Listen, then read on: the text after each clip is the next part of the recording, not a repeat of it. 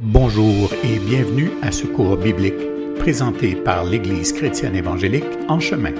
Votre animateur, Réal Gaudreau, pasteur. Bon jeudi à tous. Ce soir, 29 avril de l'an 2021, donc ça me fait plaisir d'être là encore une fois pour la séance 12 de ce cours d'histoire du progressisme. Donc j'espère que vous allez bien. Et avant de commencer, encore une fois, comme je le fais toujours, un remerciement tout spécial pour tous ceux qui suivent ce cours, tous ceux qui nous encouragent en ça. C'est toujours apprécié de l'encouragement, évidemment. Donc, dans cette 12e séance, on va s'intéresser à la période 1880, donc fin du 19e siècle. Et personnellement, c'est un des sujets ce soir qui me passionne le plus.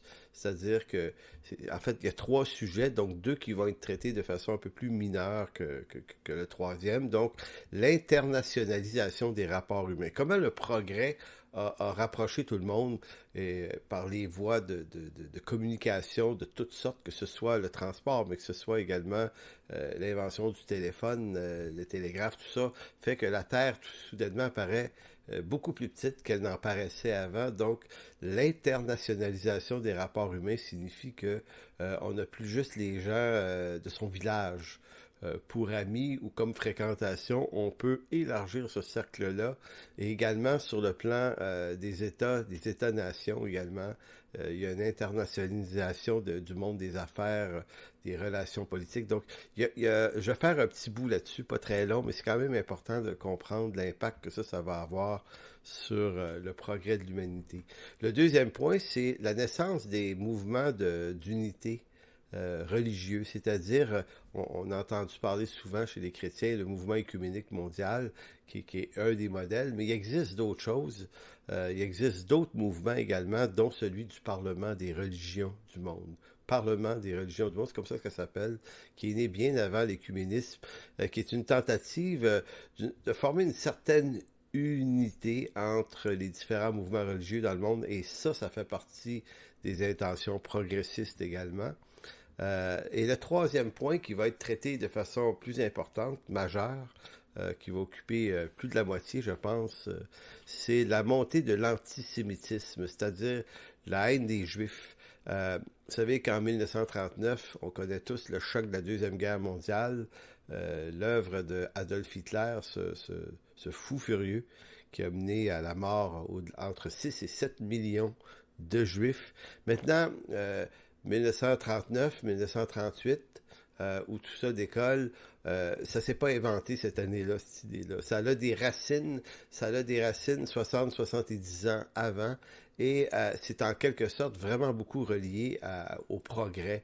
Puis, je le dis depuis le début de cette session, le progrès, si intéressant que ça peut être, puis on apprécie le progrès pour tout ce que ça amène davantage de confort. Donc, on n'est pas en train de dire que le progrès n'est pas bon, mais on est en train de dire que le progrès, néanmoins, traîne avec lui des effets collatéraux, des impacts et des nouveaux chaos qui se tournent contre l'homme. Et la vague d'antisémitisme, la montée de l'antisémitisme échappe pas finalement à un des effets pervers du progrès. Donc, c'est ce qu'on va voir ce soir dans cette 12e séance du cours Histoire du progrès ou l'histoire du progressisme. Donc, allons-y d'abord avec cette question de l'internationalisation des rapports humains. Parce qu'il faut bien y penser, là. Si tout s'améliore, si tout progresse, si on invente plein de machines, plein de moyens de communication, des moyens de transport, si on améliore tout ça, ben, ce qui frappe d'abord les regards de l'homme ordinaire de la fin du 19e siècle, donc les années 1875 à 1900-1920, là, toute cette période-là, c'est là qu'on est ce soir. Bien, les innovations, les inventions sont maintenant à sa portée à lui aussi. Je parle de l'homme ordinaire. Il faut comprendre que les premiers progrès, si on parle de l'imprimerie en 1450 quelque, bon, quand Gutenberg arrive à imprimer des livres, des bons livres avec sa presse, évidemment, ça reste que c'est pas tout le monde qui peut se payer ça. Ça reste un produit de luxe. Donc, pendant un certain temps, le progrès, c'est l'affaire d'une certaine catégorie de personnes. Cependant, quand on arrive aux alentours des années plus ou moins 1900, là, le progrès atteint l'homme ordinaire. Il l'a déjà atteint. Donc, le transport lui permet aussi, là, lui, de pouvoir voyager. Écoutez, il y a des voies navigables, puis il y a des voies ferroviaires partout qui tapissent l'Europe. Là. On peut se promener en masse, là. Puis moindrement qu'on a quelques argents, on peut le faire. Puis c'est un peu la même chose ici en Amérique. Donc, le progrès atteint l'homme ordinaire. Et là, c'est lui aussi là, qui en profite. Il peut se rendre, aller visiter des gens loin dans sa famille. Il peut aller dans d'autres pays. Il peut même espérer prochainement avoir sa propre voiture. On réalise pas à quel point c'est un choc, ça. C'est un choc positif, là, mais pouvoir avoir sa propre voiture, c'est se rendre autonome de bien des choses, de son milieu, c'est de pouvoir aller vivre loin, c'est pouvoir faire plein de choses, c'est visiter le monde aussi. C'est très intéressant, toute cette partie-là.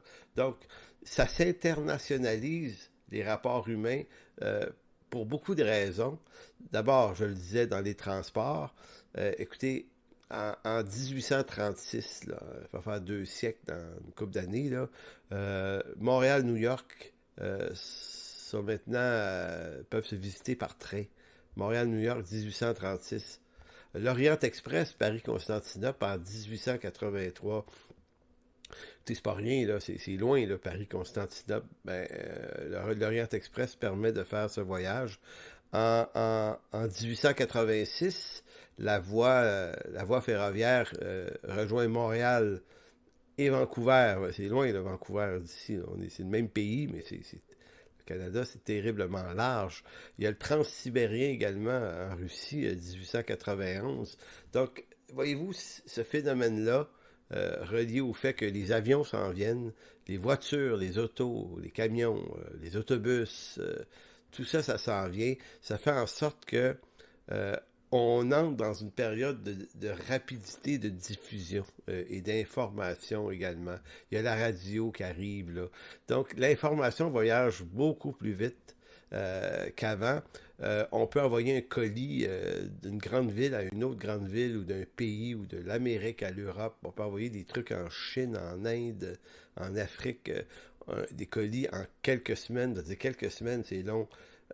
C'est très très court par rapport à avant, parce qu'avant, il y a eu pendant des millénaires, on n'envoyait pas de colis, on pouvait pas, il n'y avait pas de poste, il n'y avait pas de système. Là maintenant, on communique un peu avec toute la planète entière. Vous me direz qu'il n'y a rien à voir avec la rapidité d'Internet haute vitesse, sauf que pour le temps, c'est littéralement une innovation, c'est une révolution, ça, dans le transport et la rapidité de l'information.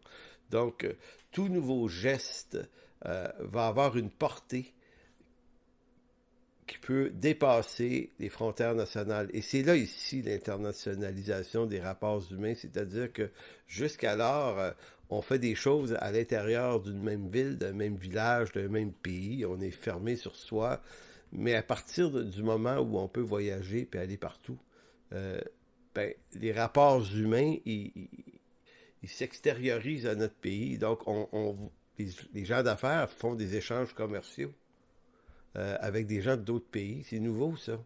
Tu sais, de pouvoir ouvrir une branche de ton entreprise dans le pays d'à côté, donc faire des affaires là-bas, ou livrer du matériel ici et là, un peu partout. Donc, de ne plus avoir simplement les lieux locaux comme lieux de production. Ça change bien des choses. Et là, vous allez dire, mais c'est quoi qui est important là-dedans? Ben, c'est parce que dans la capacité de faire des alliances internationales entre les pays, ben, les pays font des alliances politiques. Ça existait depuis longtemps, des alliances politiques, mais là, c'est beaucoup plus redoutable. Comme on dit, si nos amis, nos alliés se sont rapprochés par le progrès, ben, nos ennemis aussi se sont rapprochés autant. Donc, c'est des alliances politiques de plus en plus importantes, des alliances militaires, la circulation des idées également, par des livres et des journaux, ça circule beaucoup plus.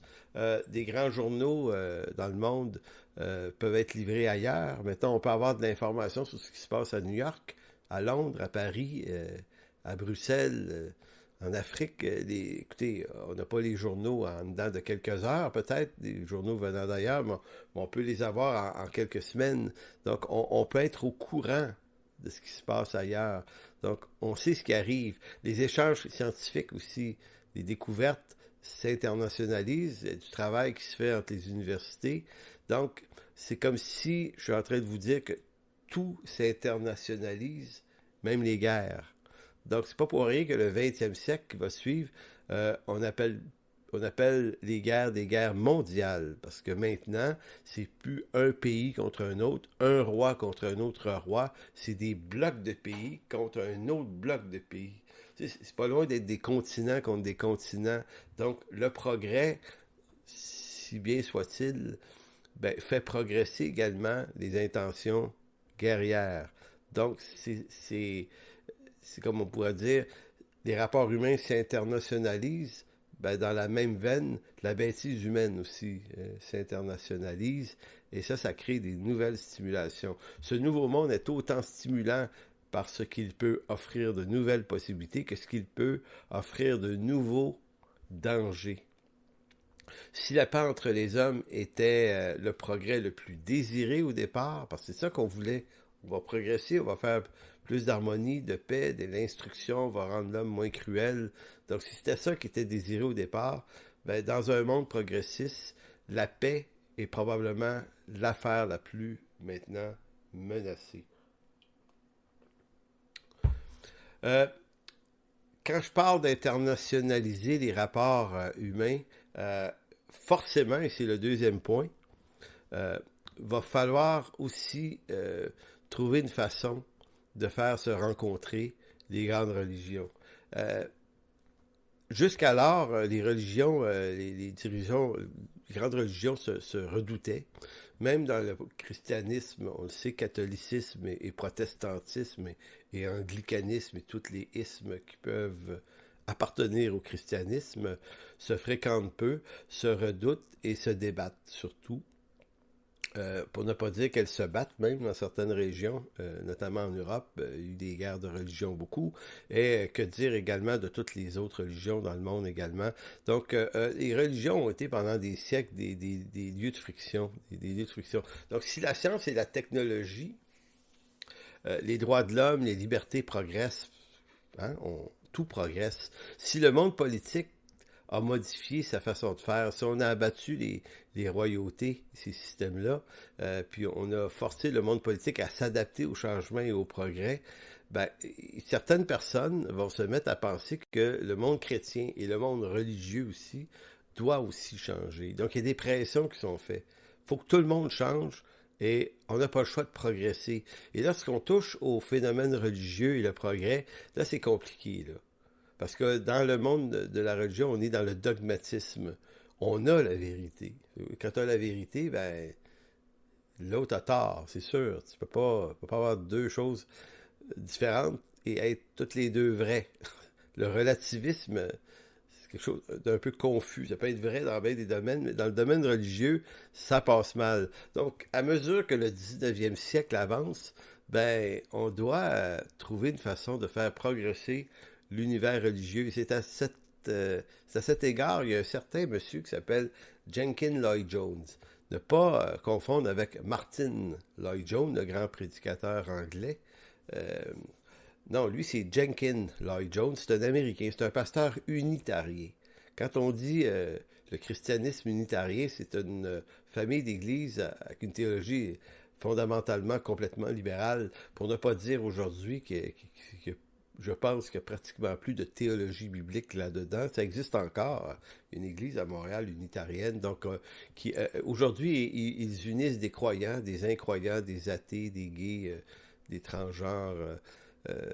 C'est devenu plus des espèces de lieux de réflexion où on a complètement dilué le Christ et sa parole du lieu, mais c'est des gens qui veulent le bien de l'humanité, mais de façon hyper humaniste. Donc, mais à l'époque, c'était probablement un milieu chrétien beaucoup plus sain, mais quand même orienté vers cette idée de faire de l'unité. C'est pas pour rien qu'il s'appelle les unitariens. Lui, là, Lloyd Jones, il croit que que les grandes religions du monde devront s'unir et progresser dans un dialogue interreligieux. Donc, il va, avec l'aide de quelques autres, créer ce qu'on appelle le Parlement des religions du monde, rien de moins. Ça va être la première tentative de nouer un dialogue global, interconfessionnel. Donc, où ça se passe? Ben, on se réunit pour la première fois à Chicago, en septembre 1893, et je vous demande de retenir cette date, 1893. Donc, on parle d'un événement qui a à peu près 130 ans. Et il organise cet événement dans le cadre de l'Exposition universelle de Paris. Vous savez qu'il existe des expositions universelles à tous les 4 ans à peu près. Montréal, l'Expo 67, c'en était un événement semblable, l'Expo universelle de Montréal. L'exposition universelle de Montréal en a eu à Vancouver, il y en a partout dans le monde. C'est lorsqu'un pays reçoit tous les autres pays du monde et on se fait des bâtiments sur un grand terrain là, qu'on appelle des pavillons là, pour chaque pays. Ça permet aux gens de visiter, de voir la culture des autres pays. Et ça, c'est tout à fait progressiste comme idée. Nouer des relations humaines à partir de la compréhension des valeurs des autres peuples, des autres nations. Donc, c'est ça une exposition universelle. Et Jenkins Lloyd Jones se dit, mais quelle bonne occasion d'inviter des religieux de toutes les religions du monde dans un même lieu. Donc, c'est ce qu'il va faire. Il va avoir des chrétiens, catholiques, protestants, anglicans, il va avoir toutes les sortes de chrétiens qui vont être là. Il va y avoir des musulmans, des hindouistes, des bouddhistes, des sikhs, des représentants des religions amérindiennes. Et là, je vous en nomme quelques-uns, mais ça peut aller jusqu'à 200 groupes différents qui se présentent dans ce genre d'événement. Et ça s'appelle le Parlement des religions du monde. Si vous fouillez un peu sur Internet, vous allez trouver beaucoup de documentation là-dessus, sur ce qui s'est passé là. Cette première édition en 1896, 13, remporte un certain succès, mais pour X, Y, Z raison, il n'y aura pas d'autres événements. C'est-à-dire qu'on ne le refera pas dans les autres expos universelles par la suite. Ça va prendre un siècle. Donc, 1893, Lloyd Jones avait lancé ça. Ça avait été intéressant. Ça va prendre un siècle. 1993. On va relancer le Parlement des religions du monde. On va le relancer à Chicago pour signifier le 100e anniversaire de l'intention. Donc, qu'est-ce que ça fait, ça, le Parlement des religions du monde? C'est quoi le but de ça? Ben, c'était l'idée de faire se rencontrer les religions. Et soit dit en passant, le pape était pas là. Et les dirigeants des grandes confessions religieuses, pour la plupart, ils sont contre cette idée-là de Parlement des religions du monde.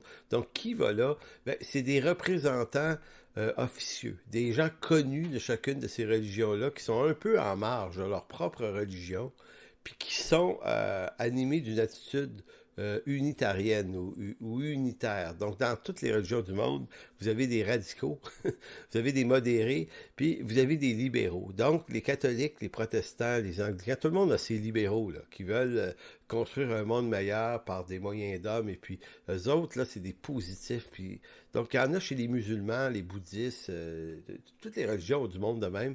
Fait qu'ils se réunissent. Puis l'idée, c'est d'échanger sur les valeurs de chacune de nos croyances, entendre l'autre, comprendre, essayer de voir s'il n'y a pas des points de convergence. Donc, c'est un peu l'idée. Et derrière ça, c'est l'idée que si les religions du monde ont causé des dommages dans l'histoire, ben peut-être qu'elles devraient se parler. En d'autres mots, l'idée n'est pas complètement mauvaise, si tant est que apprendre à générer un peu de paix et d'enlever des tensions sur des questions religieuses, oui. Sauf que ce genre d'idée-là, vous savez, quand on se met les deux mains dans le tordeur du progrès, là, ben, le progrès n'arrête plus. Il t'avale tout rond, puis tu es obligé de progresser à un moment donné contre tes propres valeurs. Donc, on va relancer ça en 1993. Et là, en 93, les Nations Unies, et notamment l'UNESCO, est intéressée à l'histoire. Souvenez-vous que l'UNESCO, c'est un des organismes que moi je redoute le plus dans le monde. Non pas parce que je pense que les gens qui sont là sont malveillants, mais tout simplement parce que l'idée fondamentale, c'est de créer, c'est de s'emparer, je le disais dans des séances précédentes, c'est de s'occuper d'éducation et de créer un système universel d'éducation pour faire des humains tous pareils. Donc les petits Chinois, puis les petits Japonais, puis les petits Russes, Américains, Québécois, Français, Anglais, finissent par être exposés à des contenus tellement semblables qu'on veut créer l'unité, enlever les guerres, les tensions en créant des gens pareils. Donc, c'est comme si on se disait, si l'homme est un loup pour l'homme, c'est pas parce qu'il est pécheur, c'est parce qu'il n'est pas instruit. Donc, on les a instruits, les guerres ont continué. Et là, on s'est dit, c'est parce qu'ils sont pas instruits de la même façon. Donc, instruisons-les pareil. On va en faire des robots tous, formatés de la même façon.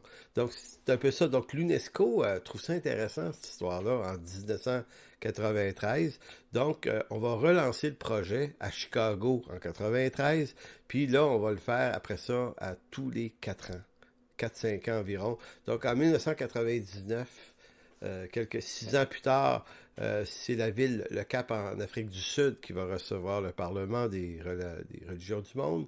En 2004, en Espagne, Barcelone. En 2009, c'est Melbourne, en Australie. En 2014, c'est Bruxelles, en Europe, en Belgique. Et Toronto, en 2018. Donc, c'est des rencontres qui peuvent réunir au-delà de 200 groupes religieux différents. Il peut y avoir 10-12 000 personnes qui se rassemblent. Et puis là, on se fait des kiosques, on se visite, on se parle, on communique des idées. Et c'est au fond, et ça, c'est le Parlement des religions du monde, ça ne pas confondre avec le mouvement œcuménique mondial.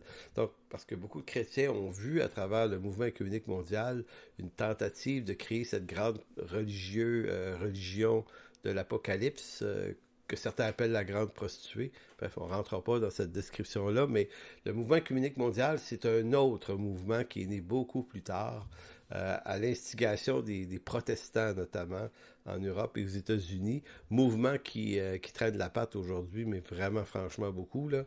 Mais donc, moi, je pense qu'il ne faut pas voir dans ces mouvements-là plus que ce que ça vaut. C'est des tentatives d'une certaine forme d'unification, mais à venir jusqu'à date, ça a plus ou moins porté ses fruits. Mais c'est là quand même. Donc, Mouvement œcuménique mondial, Parlement des religions du monde, et il y a plein d'autres initiatives comme celle-là.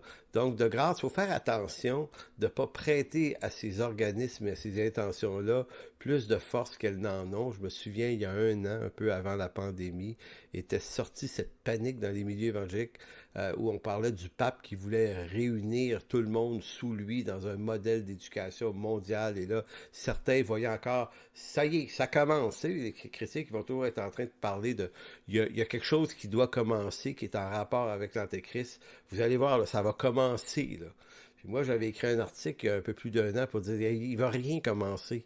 Ça fait 150 ans que ça existe, puis ça fait 150 ans que c'est boiteux. À chaque fois que ça... On dirait que ceux qui disent « ça y est, on est rendu là », ils ne sont pas au courant de ce qui s'est passé avant. Donc, c'est ça que l'histoire, des fois, ça permet de relativiser, puis de regarder les choses, puis de se rendre compte que ce genre d'initiative, finalement, des fois, ça mène à plus ou moins grand-chose. Maintenant, ce qui est né de ces mouvances-là, que ce soit le mouvement œcuménique mondial ou le Parlement des religions du monde, qui est venu des Américains de Chicago, tout ça fait naître une idée beaucoup plus intrusive, je pense, qu'on appelle une troisième affaire qui va naître dans tout ça. Ça s'appelle le pluralisme religieux. Le pluralisme religieux, c'est cette idée que on n'a pas besoin d'unifier les religions du monde. Elles peuvent rester au pluriel, plusieurs, mais on peut unifier certains éléments de chacune des religions. Donc, c'est comme si le pluralisme religieux disait, OK, restez catholique, restez protestant, restez bouddhiste, restez ce que vous êtes. On ne veut pas créer une méga religion qui nous qui nous retire de chacune de nos confessions. Non, non, on va être plus bright que ça. Et c'est vraiment bright. On va plutôt trouver des points de convergence. Un des grands penseurs du pluralisme religieux, puis comme je vous dis, pluralisme religieux, c'est un peu l'enfant qui est né de ces mouvances-là, c'est John Hick. Vous allez trouver du matériel beaucoup sur lui, John Hick. C'est sans doute le représentant le plus notoire du pluralisme religieux. Aux côtés de d'autres comme Raimondo Panikkar, également, je pense que le prochain, si ma mémoire est bonne, il est d'origine évangélique. Là, c'est Paul F.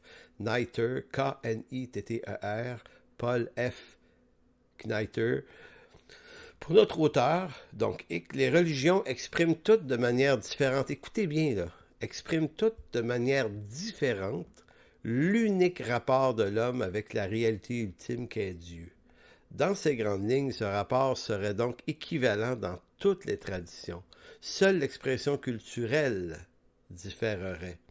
John Hick appelle dès lors les grandes religions à relativiser leurs positions doctrinales respectives et surtout abandonner leur exclusivisme afin de s'ouvrir à un dialogue sur base des positions qui leur est ou qui leur sont communes.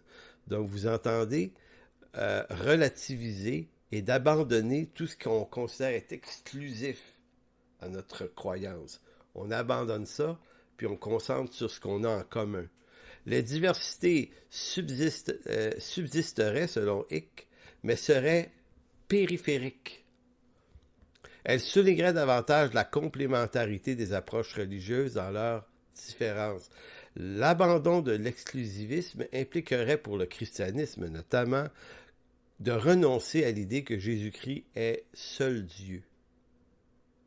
Si Jésus était littéralement Dieu incarné, si c'est par sa mort seulement que les hommes peuvent être sauvés, et si c'est par leur réponse à lui qu'ils peuvent s'approprier le salut, alors la seule porte vers la vie éternelle serait la foi chrétienne. Il s'ensuivrait que la vaste majorité de la race humaine serait aujourd'hui dans l'erreur et incapable de pouvoir être sauvée. Ce qui, pour M. Higg, est inacceptable. Est-il nécessaire de préciser que la déduction selon laquelle l'exclusivisme chrétien fondé sur la divinité du Christ exclurait les autres divinités comme potentiellement bonnes pour le salut, et la majorité des hommes serait ainsi dans le mensonge et la fausseté, et donc incapables d'être sauvés. Donc, M. Hick, en d'autres mots, et ce qu'il a dit, Hick et les autres, c'est exactement le cours d'éthique et culture religieuse qui se donne au Québec depuis 2009, qui s'impose sans droit de retrait, là. C'est-à-dire que on prend l'islam, on prend le bouddhisme, on prend l'hindouisme, le christianisme, on prend toutes ces religions du monde-là, on les fait dialoguer ensemble et on essaie de trouver, on dit, OK, nos différences, on les connaît, là. On les connaît, nos différences. On va plutôt parler de ce qu'on a en commun. Donc, OK, levez la main tous ceux qui croient qu'il y a un être supérieur. OK, moi, OK, toi, OK, vous autres, les musulmans, les chrétiens, tout le monde est d'accord avec ça. Bon, vous autres pensez qu'il y en a 1000, les bouddhistes, ou les hindouistes plutôt. Vous autres, les chrétiens, c'est 3 dieux en un. Vous autres, les juifs, c'est juste un. Vous autres, les musulmans. Voyez-vous? Ah, mais on dit, le nombre de dieux que vous avez, on s'en fout. Le point commun, c'est qu'on y croit en Dieu. OK, right, check, c'est réglé. Bon, qui a des récits? Vous avez, OK, les chrétiens ont la Bible, les autres ont le Coran. Vous autres, OK, on a tous un livre. OK, deuxième point, check, en commun. Bon, la prière, qui prie? OK, on a tous des formes de prière. On ne prie pas de la même façon, on ne prie pas les mêmes dieux, mais on prie. Donc, la prière devient l'élément commun. Troisième point, check. OK, avez-vous une liturgie, des chants, des louanges à ces divinités? Oui, on en a tous, OK. Avez-vous des lieux de culte? Ah oui, on a tous des lieux de culte. Avez-vous des dévotions? Avez-vous... L'idée du pluralisme religieux, c'est de dire, ben voyez, on n'est pas si différents. Au fond, les éléments essentiels sont communs à tous. C'est en périphérie les différences. C'est les différences. Si vous voulez penser plus, pensez-les, mais il faut créer un front commun ou un tronc commun de croyances où on se retrouve dans une certaine forme d'unité organique et on est tous pareils. Et ça, c'est le pluralisme religieux et beaucoup stimulé par l'UNESCO aujourd'hui, qui est à la source des nouveaux contenus religieux dans les écoles publiques à travers le monde, fait cette promotion. Maintenant, les parlements des religions du monde puis le mouvement œcuménique mondial n'ont plus rien de faire ça. C'est déjà implanté un peu partout dans nos écoles et ça relativise les religions. Donc, nous, on peut rester chrétiens, mais pour des raisons de respect, on doit renoncer à l'idée que Jésus-Christ est le seul Seigneur et Sauveur. C'est en quelque sorte ça qu'on a créé. Puis il y a eu une pression très très forte sur les milieux religieux en disant, ben, il faut progresser. Comprenez-vous? Il y a du progrès dans tout. Est-ce que la religion peut se permettre d'être le seul milieu qui ne progressera pas? On va dire, mais non, ça n'a pas de bon sens, il faut progresser aussi. Donc, évidemment, moi je suis très très progressiste, mais en matière de croyances religieuses, Jésus-Christ reste le seul Seigneur et Sauveur. Et là, on s'en va dans un monde de plus en plus pluraliste. Donc, si c'est pour avoir des tensions puis des pressions contre l'Église de Jésus-Christ et ceux qui veulent rester fidèles à la parole, il est là le problème. Il n'est pas dans des masses, dans des vaccins, des affaires de même, là. Il est vraiment la tension sur des questions religieuses. Il va y avoir une tension pour qu'on se libéralise dans une forme de progrès qui va vouloir diluer nos croyances le plus possible. Donc, ça va être beaucoup plus ça qui est le problème. C'était mon deuxième sujet. J'entre dans le troisième maintenant, qui est le Master Chief ce soir, montée de l'antisémitisme. Je vous préviens, j'espère ne pas dépasser les 60 minutes, mais j'aimerais bien prendre le temps de bien exposer ce sujet-là parce que au début, aux alentours des années 1880, le problème juif, la haine du juif refait surface. Les Juifs ont été chassés de la Palestine en l'an 70 après Jésus-Christ par Titus, le général qui devient empereur plus tard, et deviennent ce qu'on appelle un peuple apatride, donc sans patrie. Donc ils vont se répartir un peu partout en Europe, beaucoup dans le nord, là, la Russie, puis l'Ukraine, puis cette région-là, la Pologne aussi, la Hongrie, mais aussi vers l'Allemagne, beaucoup vers l'Allemagne, la France, même l'Angleterre, l'Espagne, beaucoup en Espagne, beaucoup en Espagne, l'Afrique du Nord également, donc le pourtour de ce qu'on appelle la mer Méditerranée, donc il se retrouve des Juifs partout dans le monde, et le peuple juif est un peuple assez particulier, différent des autres, de par son alliance de l'Ancien Testament, la loi de Moïse, donc ils se font des lieux de rencontre un peu partout, ils gardent leur mode, ils conservent autant que possible leur langue, et comme on les rejette un peu partout dans le pays, parce qu'ils épousent rarement les religions des pays où ils vont, donc la majorité ne deviennent pas chrétiens, ils restent des judaïsants, donc ça devient un peuple qu'on redoute, qu'on méprise, qu'on persécute, puis pendant tout le Moyen-Âge, il y a des vagues de persécution. Les Juifs ne peuvent pas travailler n'importe où. Ils sont rejetés, ils ont des traditions à eux, fait que ça les coupe de pouvoir avoir une vie comme tout le monde. C'est ce qui fait qu'ils vont devenir beaucoup des gens qui vont créer leurs propres entreprises. Et qui dit monde des entreprises dit homme d'affaires, qui dit homme d'affaires dit richesse. Donc ils vont devenir des gens assez riches partout. Ils sont quand même dans beaucoup de cas des gens assez fortunés souvent. Et ils deviennent propriétaires de grandes entreprises, ils deviennent propriétaires, notamment dans le domaine du diamant, ils sont très forts là-dedans. Les banques, bref, c'est le monde juif. Et pour toutes sortes de raisons qui sont semblables à ça, ben, on voit en quelque sorte chez les Juifs une menace complotiste. Et pourquoi je trouve important ce bloc-là que j'attaque maintenant, c'est parce que la théorie du complot, qui est toujours en vogue aujourd'hui à travers la COVID-19, vous allez voir un peu l'histoire d'un dérapage. Le complotisme existe depuis quand même assez longtemps, et dans l'histoire de la haine des Juifs de 1881, 82, 83, est née une idée, et de cette idée-là a résulté 6-7 millions de morts 60 ans plus tard. Et je commence ce bloc-là en nous disant qu'il faut faire très attention aux idées qu'on adopte et qu'on communique. Parce qu'en communiquant certaines idées, on peut participer à quelque chose d'extrêmement grave, aux conséquences terribles, funestes. Et c'est ce qu'ont fait beaucoup de gens en Europe, les Français, beaucoup de Français, d'Allemands, et beaucoup de pays d'Europe. La Russie également a été mêlée à ça. On a cru à une histoire. On a cru à l'histoire du protocole des sages de Sion. Qu'est-ce que c'est? Eh bien, c'est un document qui a été créé au début du 20e siècle, mais inspiré par des idées d'un peu avant, et qui est un faux document, qui est une supercherie. Mais le problème, c'est que la supercherie avait tellement l'air vraie que trop de gens y ont cru, dont un certain Adolf Hitler. Donc, tout commence en Russie.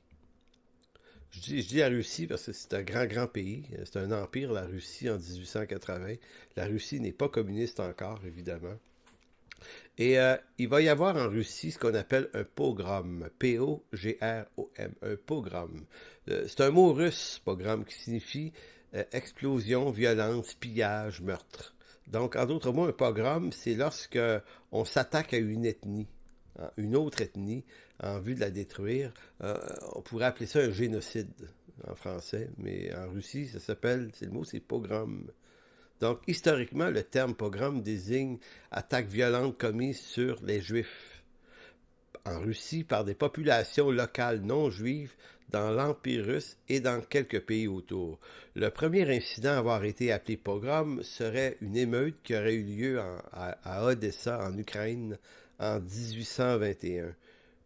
Le terme pogrom entra dans l'usage courant avec les grandes émeutes anti-juives qui balayèrent le sud de l'Ukraine et de la Russie entre 1881 et 1884. Pourquoi? C'est suite à l'assassinat du tsar Alexandre II. Donc, le tsar de Russie est assassiné et on impute aux Juifs le meurtre d'Alexandre. On va découvrir plus tard que c'est pas eux, c'est des nationalistes russes anti-politiques, il y avait une mouvance dans la Russie de ces années-là qui voulait abattre, c'est un peu les racines du communisme, là. On veut abattre tous les dirigeants.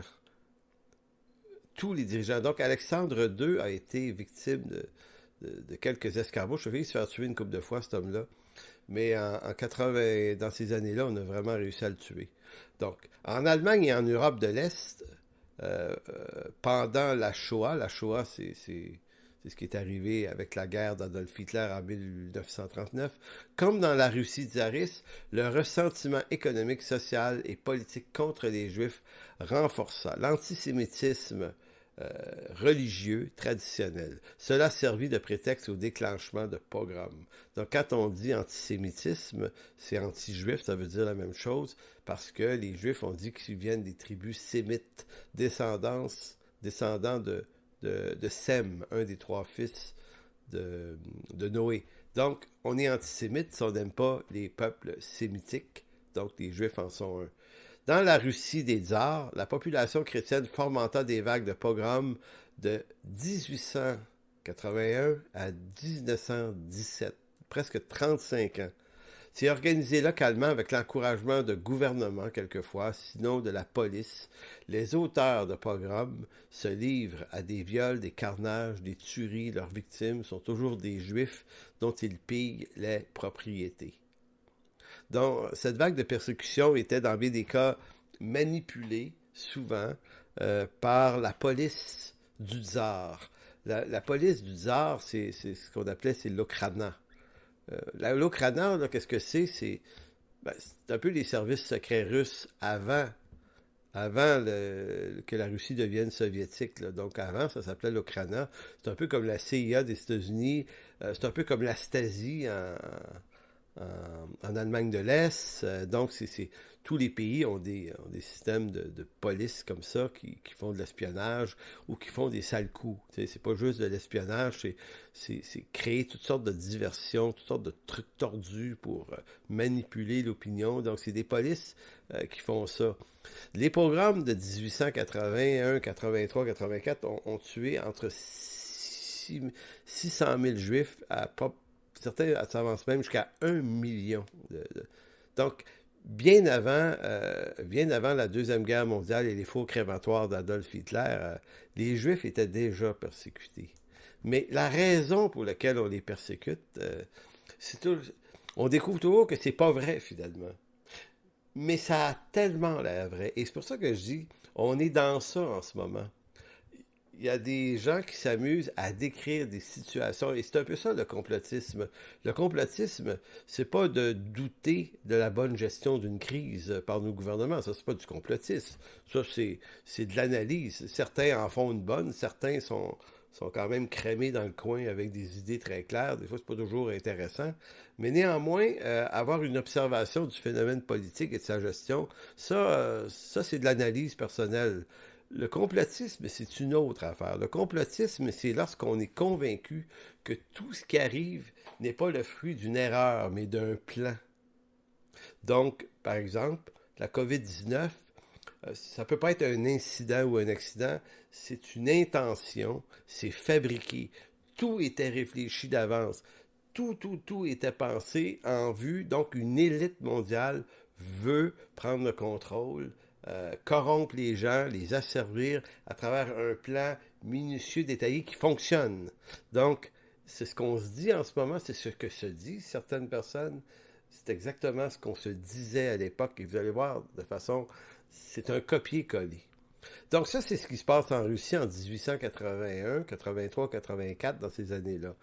Mais en parallèle à ça, en France, arrive une autre affaire qu'on appelle l'affaire Dreyfus.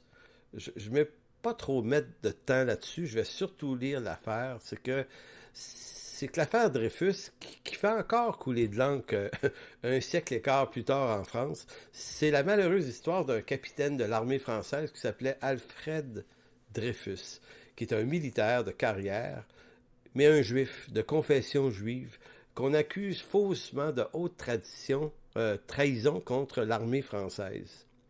Cette histoire est appelée l'affaire Dreyfus, va diviser la France. À partir de 1894 à 1906, elle provoque des remous, des divisions dans toute la France et on dit dans toutes les couches de la société française. Pourquoi? Ben parce qu'il est juif. Si ça avait été un Français ou quelqu'un d'autre, ça aurait été vite réglé. Mais c'est un juif.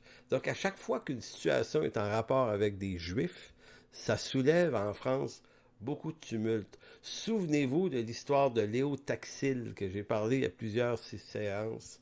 J'avais dit que je reviendrais là-dessus.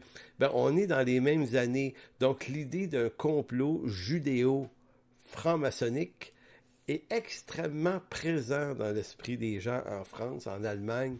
Donc en Europe, là, les Juifs sont de plus en plus redoutés parce qu'ils contrôlent effectivement des choses. Mais dire qu'ils contrôlent des choses et dire qu'ils veulent faire un complot, ben, la distance n'est pas grande entre les deux, mais elle n'est pas nécessairement vraie. Donc, on l'accusait, Dreyfus, d'avoir livré des secrets militaires aux Allemands, à l'armée allemande, qui, à l'époque, l'Allemagne était un grand ennemi de la France. Pourquoi? Ben parce que c'est deux pays qui se chicanent des territoires en bordure de l'Allemagne et de la France, deux régions appelées l'Alsace et la Lorraine.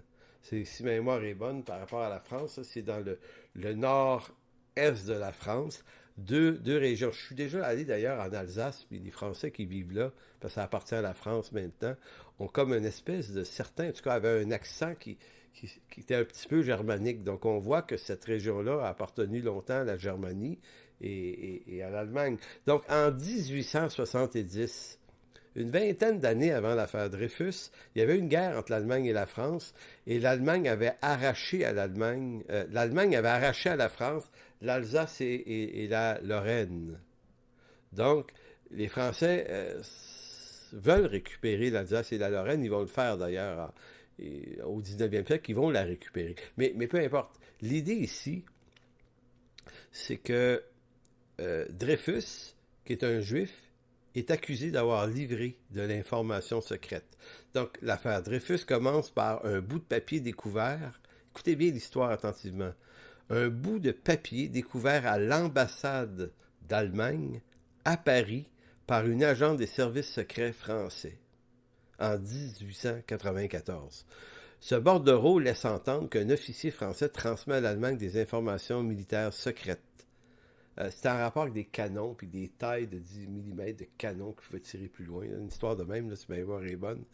À la recherche d'un traître, les autorités françaises trouvent en Alfred Dreyfus le seul officier juif de l'armée française. Il devient donc le coupable idéal, tout désigné. L'armée dégrade Dreyfus dans la cour de l'école militaire. On lui casse son sabre, hein, son épée, on la casse. C'est un signe de déshonneur, ça. On lui arrache les galons et les boutons de son uniforme avant de l'emprisonner à Cayenne, en Guyane.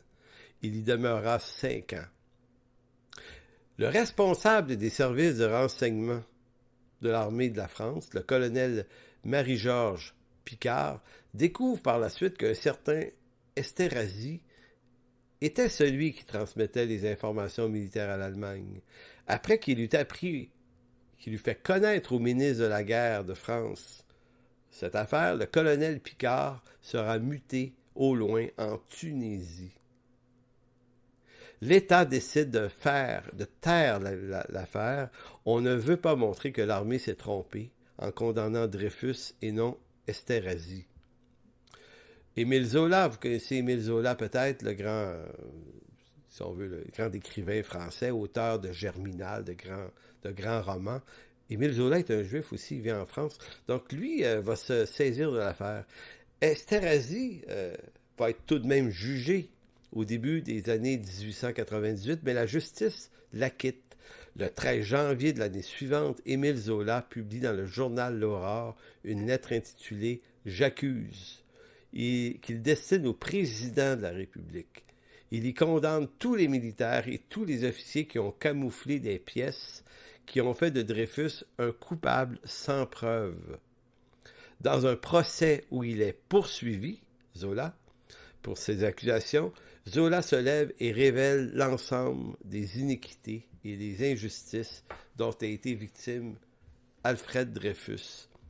L'affaire Dreyfus sème les passions et oppose deux camps en France, minoritaires, qu'on va dire les Dreyfusards, ceux qui appuient Dreyfus et Zola, qui prennent sa défense au nom de la vérité et la probité et la justice.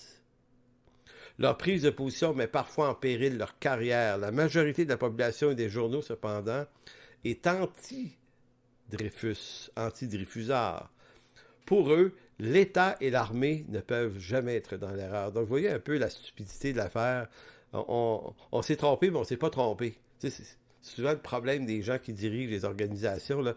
Même quand on est dans l'erreur, on ne l'est pas vraiment. Donc, on camoufle.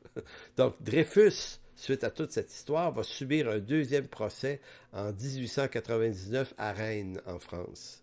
Le Conseil de guerre le reconnaît à nouveau coupable de trahison. Ils savent que c'est pas lui, mais il déclare coupable à nouveau, mais avec des circonstances atténuantes. Pourtant, toutes les preuves démontraient maintenant son innocence. Quelques jours plus tard, le président de la République française considère que la situation est devenue trop absurde, effectivement, et décide de gracier Alfred Dreyfus. Le 20 juillet 1906, ce dernier obtient une réhabilitation complète lorsqu'il est fait chevalier de la Légion d'honneur par le gouvernement français. Donc, belle réparation. Ça, c'est vraiment le fun. Mais quel est l'intérêt de cette histoire-là ici? Ben, je veux juste vous montrer qu'en Europe, ça brasse la haine des Juifs. En Russie, les pogroms. En France, l'affaire Dreyfus. Et il y a plein d'autres histoires comme ça, ici et là en France, jusqu'à ce que sorte un document en 1903 appelé le Protocole des sages de Sion. Le Protocole des sages de Sion. Si j'y pense, je vais mettre un lien qui va vous permettre d'aller lire le document, qui est quand même assez volumineux, et vous allez voir ce que c'est. Il importe de bien comprendre les dérives meurtrières qui peuvent découler d'une théorie conspirationnisme qui arrive à s'implanter dans une société quelconque. L'histoire tragique de la persécution anti-juive qui a mené près de 7 millions de juifs dans les fours crématoires par le Troisième Reich d'Adolf Hitler relève d'une théorie complotiste émise en 1903, laquelle tombe entre les mains d'un certain Adolf Hitler, encore jeune, en 1920. En 1920, on est au sortir de la Première Guerre mondiale. Hitler a reçu un éclat d'obus. Il est malade, il est blessé à l'hôpital et il va lire le protocole des sages de Sion. Lui veut pas savoir que c'est un faux. Lui, il veut croire que c'est un vrai. Il a la même attitude que des gens aujourd'hui dans l'histoire de l'élite mondialiste, là. Il veut tellement croire que c'est vrai que la lecture de la chose se confond avec la réalité. Pour lui, ce qui est écrit là, c'est aussi la réalité. Il ne fait pas la distance, il n'analyse pas, il n'essaye pas, il veut croire ça. Donc, l'idée derrière la théorie qui est exposée dans le protocole des sages de Sion voulait qu'une élite mondialiste très puissante, qui contrôlait les banques et une bonne partie du commerce européen, s'apprêtait à passer à l'action et mettre au point un plan de domination contre les nations ou sur les nations, et cette élite était composée de juifs. Bien des gens y croyaient, mais personne parmi ceux qui y croyaient jusqu'alors était suffisamment puissant pour mettre sur pied un plan qui pourrait contrecarrer cette intention de juifs malveillants. En d'autres mots, une théorie du complot, ça a plus ou moins d'intérêt jusqu'à ce qu'un gars comme Hitler embarque dans la baraque de la conspiration et décide d'y croire. Or, c'est le malheur des Juifs, c'est qu'une théorie qui est en fait un document qui était un faux, une manipulation, est devenue au regard de bien des gens vrai. Et je le dis encore, c'est un problème ça, cette année, et notamment chez les chrétiens, qui ont décidé d'adhérer à des certaines croyances complotistes, s'assurant de vrai et ne réalisant pas l'impact que ça peut avoir d'adhérer à ce genre d'idées-là, parce que dans le cas des chrétiens qui ont adhéré à ça, parce que beaucoup de chrétiens ont adhéré à ça dans les années 1900, moi je pense qu'ils portent sur leurs mains le sang des Juifs qui ont été massacrés dans des camps. Et pourtant, toute l'idée est un collage et un montage complètement faux. Donc, de quoi s'agit-il? Qu'est-ce que c'est, ce fameux protocole? Il s'agit d'un document prétendument écrit par des Juifs, qu'on appelle dans le document les sages de Sion, qu'on amalgame à des francs-maçons, qui voudraient pervertir les chrétiens, qu'on appelle dans le texte des goïm, le mot hébreu pour païen. Donc, ils veulent les asservir, les goïm, par différentes manipulations politiques, financières, morales, sexuelles, en vue de les affaiblir et prendre le contrôle de la planète. Donc, l'élite mondiale juive veut contrôler les païens que nous sommes et veulent y aller par se servir de nos faiblesses. On est des sales païens, on est faibles dans tout, donc la seule façon de nous asservir, c'est pas de nous priver, c'est de nous gaver d'abondance, de richesse, de sexualité, de liberté, de dire, c'est comme s'il disait, le document laisse entendre, les païens sont tellement imbéciles qu'ils vont se noyer dans l'abondance, puis on va, au bout de l'affaire, prendre possession de cette confusion dans laquelle ils sont embarqués et pour mieux les contrôler. Ce document va marquer l'imaginaire d'une foule d'eschatologiciens en herbe. Soit dit en passant, le document est faux. Moi, dans les années 1995, à peu près 25 ans de ça, des croyants me l'ont fait connaître. Je ne connaissais pas ce document-là avant ça. Et je me rendais compte que des chrétiens évangéliques s'intéressent à ce sujet-là et croient que le document est vrai. Quand j'ai reçu le document, j'étais à l'université en histoire. C'était un exercice intéressant parce que j'ai dit aux gens, écoutez, avant de penser... Parce que c'est terrible ce qui est écrit là-dedans, c'est effrayant, là. Si vous lisez ça, vous allez capoter, là, littéralement, tellement qu'il y a du stock intense là-dedans. Je me suis dit, bon, mais c'est tellement intense qu'il faut vérifier. Je me suis mis à vérifier, à faire des recherches à l'université, essayer de comprendre, pour découvrir que le document avait été déclaré faux dès le début du 20e siècle, mais un siècle plus tard, les chrétiens veulent y croire. Ils veulent absolument croire que le document est un vrai. Et là, quand j'ai commencé à expliquer que c'était un faux, j'ai commencé à être taxé d'être quelqu'un qui était dans la machine complotiste. Comprenez-vous? Parce que c'est comme ça que les complotistes se comportent. Zéro objectivité. OK, t'es d'accord avec eux, donc t'es l'un d'eux. Non, non, mais je suis juste pas d'accord avec votre interprétation du texte. Donc, c'est un faux document, c'est le faux document le plus spectaculaire de l'histoire de l'humanité en termes de conséquences funestes. Encore aujourd'hui, il y a beaucoup d'adeptes du complot qui y adhèrent. Ils tiennent ce document pour véridique, même si les preuves qui prouvent sa fausseté sont insurmontables. Bon, qu'est-ce que ça raconte? Parce que là, il y a tellement de stock là-dedans. Ben, c'est l'idée que des sages de Sion se réunissaient en secret et s'étaient donné un plan pour pervertir les païens, pour éventuellement les asservir. Donc, dans ce document-là, ces sages-là prétendent être à la solde de ceux qui décident des guerres et des tensions meurtrières entre les peuples. Ils disent, nous, on est capable de manipuler les haines entre un peuple et un autre. On les fait se battre ensemble. Ça nous profite. Nos banques font de l'argent, voyez-vous, l'idée. Ce qu'on va faire pour pervertir les païens, on va les noyer dans de l'abondance matérielle sans limite. On va leur faire croire à une fausse liberté démocratique, mais c'est nous qui tirons les ficelles en réalité par en arrière. On va les autoriser à toutes les libertés d'opinion. Tu sais, avant ça, là, les despotes cruels t'interdisaient de réfléchir. Eux autres, ces sages de Sion-là vont dire, ben non, la manière de les pervertir, c'est donner-leur toutes les libertés d'opinion possibles. Ça va devenir absurde, parce qu'ils n'ont pas la vérité.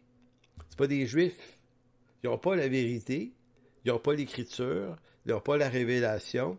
Donc, si tu n'as pas ça, ben, tu deviens sujet à toutes sortes d'opinions et ils vont, comment vous dire, ils vont se débattre entre eux jusqu'à tomber dans l'absurdité. C'est fantastique. L'autre point, c'est qu'on va on va faire la libéralisation des mœurs sexuelles. Donc, on va les noyer de contenu sexuel en libre circulation, qui fait qu'ils vont se pervertir dans ça.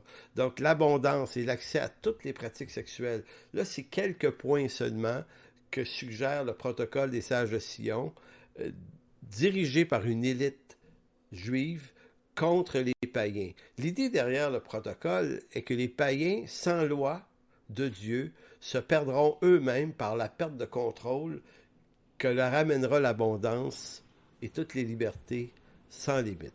Vous savez, c'est très, très, très fort, là. Ce document-là a été écrit en 1903, on verra un petit peu plus loin. Et là, je vais dépasser les 60 minutes parce que je ne peux pas m'arrêter là. Donc, en 1897, qu'est-ce qui s'était passé pour qu'on redoute les Juifs? Pourquoi en 1903, quelqu'un crée ce faux document? Ben, c'est parce que 6 ans avant, on assiste à la naissance d'un congrès qui s'appelle le Congrès mondial sioniste, qui se tient à Bâle, en Suisse, le 29 août au 31 août 1897. C'est Théodore Herzl qui en est le fondateur. Et le mouvement sioniste, je ne vais pas aller dans les détails, mais c'est un mouvement qui veut ramener les Juifs en Palestine. À cause des pogroms en Russie, dont je vous ai parlé tout à l'heure, puis à cause des tensions dont les Juifs sont victimes un peu partout en Europe, Herzl se dit, mais il faudrait retourner dans notre pays, on en a été chassés en 70, il est temps qu'on retourne, que le peuple juif réclame de reprendre en main un État, sa patrie, avoir son armée et avoir le droit de se défendre. Et ça, c'est avant la Shoah de Hitler, là. C'est 40 ans avant que Herzl dit ça. Évidemment, on va inviter tous les Juifs du monde à faire partie du mouvement sioniste et ça va faire des petits. Même Albert Einstein a été invité, lui a refusé d'en faire partie. Mais Albert Einstein était un Juif. Donc, on invite les Juifs à faire partie de ce mouvement-là, 1897. Mais vous comprenez que pour ceux qui connaissent le protocole des sages de Sion et qui y croient, quand ils entendent parler que les Juifs veulent retourner en Palestine, pour eux, ça rend encore plus vrai le protocole. Ils vont dire, OK, ils sont riches, ils contrôlent beaucoup de choses dans le domaine d'économie, là, ils veulent se donner un pays et une armée. Hey, écoutez, 1 + 1 fait 2. Hey, ils veulent se donner une base, un lieu pour pouvoir se protéger et mettre en place leur plan de contrôle sur le monde. Donc, lorsqu'en 1903, le protocole des sages de Sion voit le jour, nombreux sont ceux qui, après l'avoir lu, y croient. Ils sont convaincus que les Juifs veulent mettre ce plan à exécution à partir de la Palestine. En 1920, Adolf Hitler prend connaissance de ce texte et adopte la thèse complètement sans aucune nuance. Selon Hitler, les Juifs avaient déjà réussi à prendre la Russie. Vous savez, Adolf Hitler, là, c'est un gars qui croit n'importe quoi, mais le problème, c'est pas qu'il y croit, c'est que quand il en reparle, il est très, très, très convaincant. Lui, là, en 1920, là, il remarque que ceux qui ont implanté le communisme en Russie 3 ans avant, en 1917, c'est un certain Lénine et Trotsky. 2 juifs. Ah, c'est des juifs. Et là, il se rend compte que les théories du marxisme, Karl Marx, un juif. Et là, il se dit, coudonc, ils sont partout. Ils sont en train de contrôler la politique. Ils ont pris le contrôle de la Russie.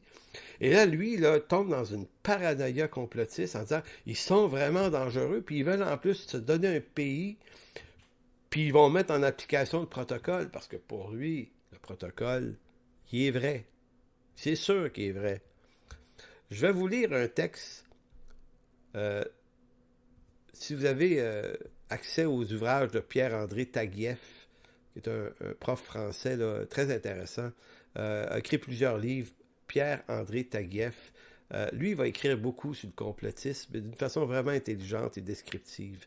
Il va dire, lorsqu'il découvre les protocoles des sages de Sion, début 1920, Hitler ne doute pas qu'il se trouve en présence de documents relevant le programme secret des hauts dirigeants juifs visant à devenir maître du monde. Sa lecture de ce faux document lui donne de surcroît un modèle d'interprétation de ce qui s'est passé en Russie qu'il attribue aux Juifs.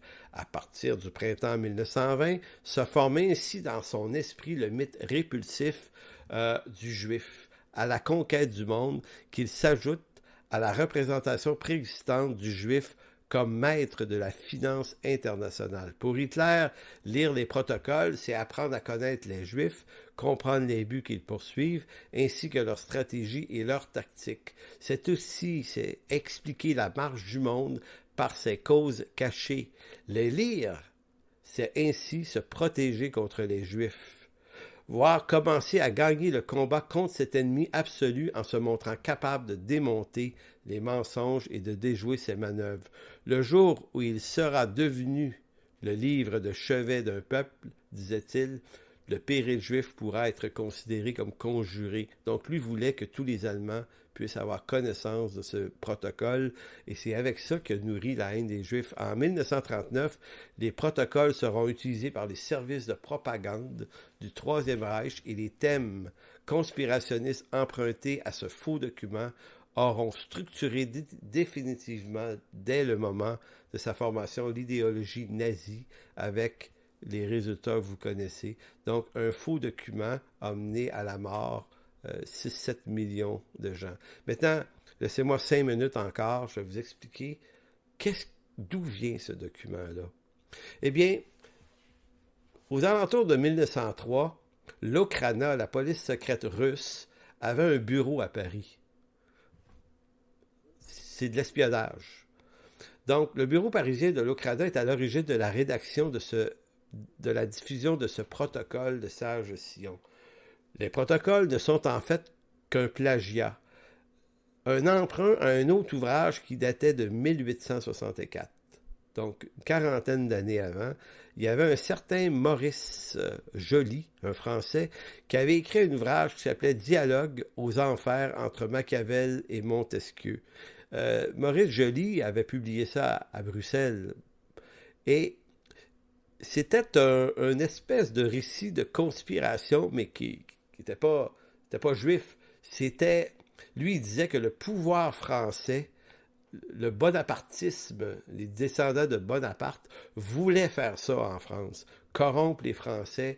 Donc, il prend le document des dialogues aux enfers entre Machiavel et Montesquieu de Maurice Joly, il le modifie, puis il le prête à des intentions de juifs. Je ne sais pas si vous comprenez. Il change des noms, des lieux, puis il le rend juif. La supercherie devient évidente par simple comparaison, ligne à ligne des deux textes, ce que fit Pierre Charles dans son étude critique comparative. Donc, qui a fait ce sale boulot de copier un vieux document. Parce que le document de 1864 de Maurice Joly est à peu près inconnu. Donc, quand l'agent russe qui s'appelle Mathieu Golovinsky le prend et le modifie et met Sage de Sion dans ça, puis Goïm, puis il le trafique un peu pour lui donner un visage juif anti-païen. Quand il fait ça, personne ne se rend compte au moment où il le fait qu'il prend un vieux livre, qu'il a copié. Donc, Mathieu Golovinsky travaille au bureau de l'Okrana à Paris. C'est lui qui développe cette tromperie en vue de faire passer en Russie. Bon, l'intention de Golovinsky, c'est de manipuler le pouvoir en Russie. Il y a beaucoup de Juifs en Russie. Ils sont persécutés. Il y a les pogroms. Et le tsar de Russie, dans ces années-là, embarque pas trop dans les conspirations. Lui, il essaye de se garder une distance avec ça. Et Golovinsky et l'Okrana se disent, on va manipuler le tsar, on va lui faire croire que dans son pays, il y a des Juifs qui veulent faire éclater son pouvoir et prendre le contrôle et pervertir tout le monde. Donc, on prend ce vieux document de Joly, on le maquille, on en fait un document juif et on lui envoie ça. Nicolas II, qui est le tsar de Russie, a vu ça et il n'a pas trop cru. Il n'a pas mordu à l'hameçon, heureusement. Mais si lui n'a pas mordu à l'hameçon, 20 ans plus tard, Adolf Hitler a mordu à l'hameçon avec les conséquences que vous connaissez. Donc, Adolf Hitler, lui, va prendre le document de Golovinsky, qui déjà ont commencé à se rendre compte que c'était un faux, mais Hitler, lui, non, c'est pas un faux, c'est un vrai, va y faire référence dans un ouvrage qu'il écrit en 1924 ou 1925, qui est Mein Kampf, puis il va s'en servir comme argument justifiant ses yeux la théorie d'un complot juif. Il en fait ensuite l'une des pièces maîtresses de sa propagande du Troisième Reich, avec tous les morts qui en viennent. En conclusion de quoi? La conséquence de ce document complotiste, c'est 6 à 7 millions de morts par l'Allemagne nazie. Nous sommes tous responsables des propos que nous tenons. Et d'autant plus que nous sommes chrétiens, nous ne devons jamais prendre part au débordement des gens de ce monde en panique. En d'autres mots, soyons prévenus qu'il y a des gens au début du 20e siècle qui ont adhéré à des théories complotistes sans nuance, sans examen, sans analyse, sans douter de rien, qu'ils ont tellement cru qu'ils ont nourri la ferveur anti-juive et le massacre qu'il en a résulté. Maintenant, ce que je me dis à moi aujourd'hui, ce que je vous dis à vous, soyez prudents avant de communiquer, avant de publier de telles idées encore aujourd'hui, parce qu'il n'est pas exclu que la force de tous ceux qui croient et qui adhèrent à ce genre de théorie amène des massacres éventuellement aussi semblables. Et je précise, la théorie du complot, ce n'est pas d'avoir une certaine critique de la gestion que les gouvernements ont. Ça s'appelle de l'analyse politique. Du moment qu'on est capable d'être nuancé, c'est très intéressant. La théorie du complot, c'est l'idée selon laquelle tout est programmé, il n'y a pas d'erreur, ça fait partie d'un plan qui avance et il est en train de se passer ça et il y a un ennemi, une élite précise. Et là, je suis certain qu'il y en a qui m'écoutent. Oui, il y en a une élite, il y en a une. Ben, c'est ce que vous pensez. Vous avez décidé de croire à ça et parce que vous avez décidé d'y croire, on ne peut pas vous empêcher de le croire, mais il y a quelque chose de dangereux dans ça et la mort de 6-7 millions de Juifs en est la preuve. 1 Pierre 4, versets 7 à 9 nous dit « La fin de toute chose est proche. Soyez donc sages et sobres pour vaquer à la prière. Avant tout, ayez les uns pour les autres, une ardente charité, car la charité couvre une multitude de fautes. Exercez l'hospitalité les uns envers les autres, sans murmure. » C'est comme si Pierre nous disait « L'attitude que les chrétiens devraient avoir n'est certainement pas de nature complotiste, mais certainement de nature affective. Aimez-vous ardemment les uns les autres. » Donc, je vous laisse là-dessus pour aujourd'hui. Je m'excuse d'avoir dépassé, mais il le fallait bien à cause de l'importance du sujet. Bonne soirée tout le monde. Pour toute information, n'hésitez pas à communiquer avec nous à info@égliseenchemin.com.